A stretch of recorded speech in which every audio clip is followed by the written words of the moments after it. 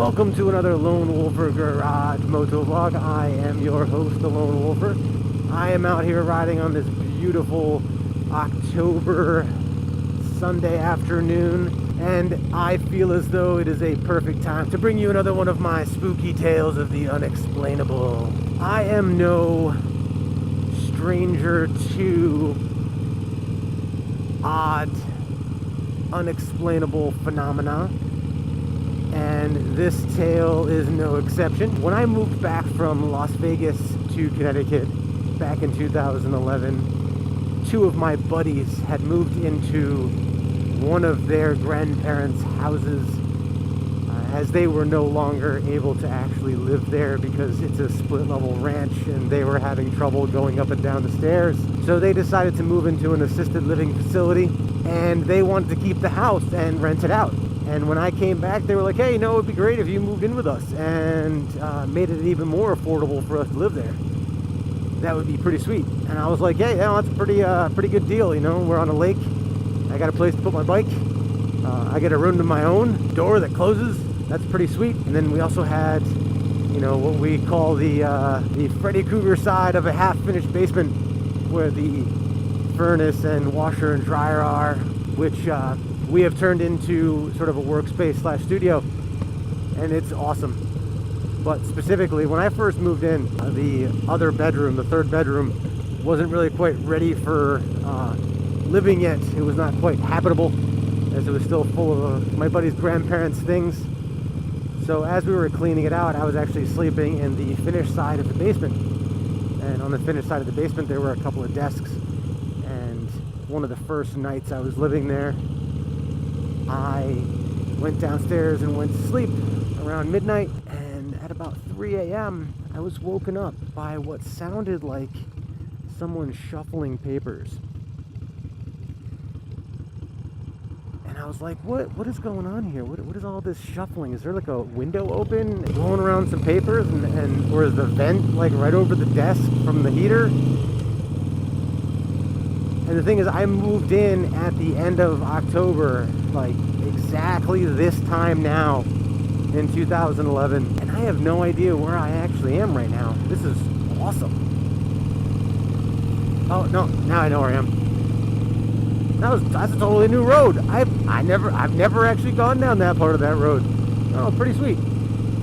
Good to know. All right, back to the story. So yeah, I moved in at the end of October, and at 3 a.m. one night, when I'm sleeping down in the basement on this little twin mattress, which was pretty hilarious because, I'm a pretty big dude, and I am just startled awake by the shuffling of paper.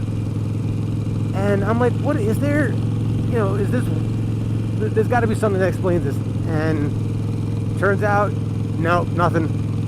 A few nights later, I happened to be coming home from work at about 2:30 in the morning. And at that time, I did not have a key for our back door just yet. My roommates hadn't made me a key yet, but they gave me a key to the front door. And I was the only one who at that time was using the front door. And as I'm pulling into the driveway, the bay window that looks into the living room, I see what looks like a silhouetted figure. And, I just figured that one of my roommates was up and was like, oh, looking outside like, someone's here, blah, blah, blah. I just figured it was one of my roommates looking out the window, just trying to see if it was me coming into the driveway or some rando. Because both of them were kind of like little old people themselves. And they were like, anytime something was happening outside, they were in the window like, what's going on out there? Who's on my lawn? I dismissed it at first. And I walk up to the front door, I unlock it, and I don't hear a TV, I don't hear any sounds, nothing like that. And I'm like, oh, maybe he ran to the bedroom. Maybe he was, maybe one of my roommates was beating off in the living room, and, when he heard my bike, he, hightailed it to his room for some more privacy. I open the door, and I walk in, and I turn around and close the door, lock it, and turn around. Out of the corner of my eye, I see someone standing on the steps. I'm like, this has got to be somebody that lives here. It's somebody there. And I look up and I go, oh, hey, only to be staring only at the steps. No one was there. Nothing. No corporeal being was there. But it felt like somebody was still standing there. Couldn't see him this time, but I could certainly feel him. What a sweet house.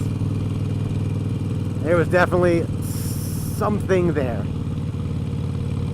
And to give a specific description of what I saw, it looked like someone wearing all dark clothes with a beard and a fedora.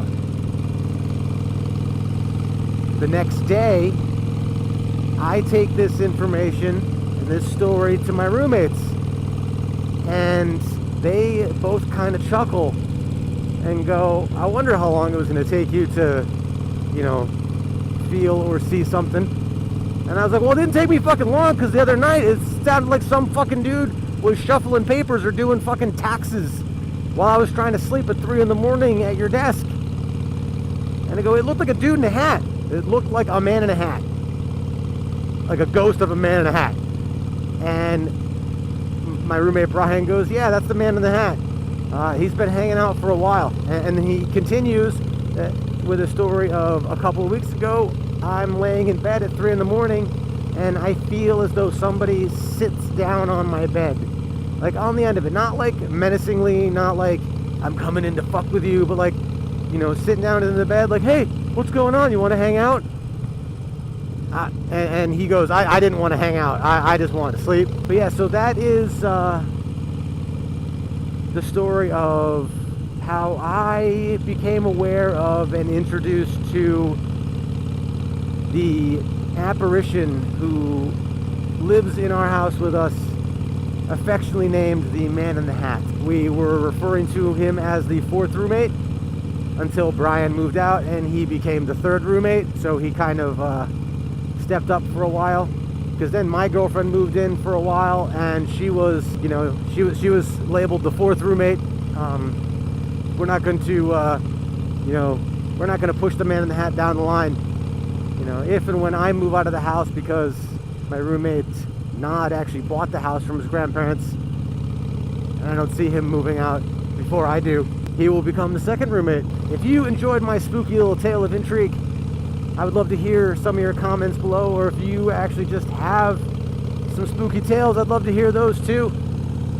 And if you liked this vlog, give it a like, and if you are enjoying my stories, give me a subscribe. Rock on and keep on telling those scary stories.